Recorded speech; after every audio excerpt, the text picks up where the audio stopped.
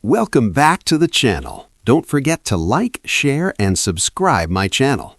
Today, we are explore how to use Frame Mask to build reusable design templates. Start by opening Photoshop and creating a new document with your desired dimensions.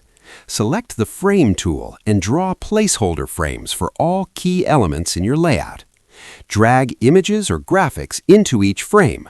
Photoshop will automatically clip them. Organize these frames logically and group related layers. Once completed, save this as a template file to reuse for future projects. You can also leave empty frames for client images or text updates.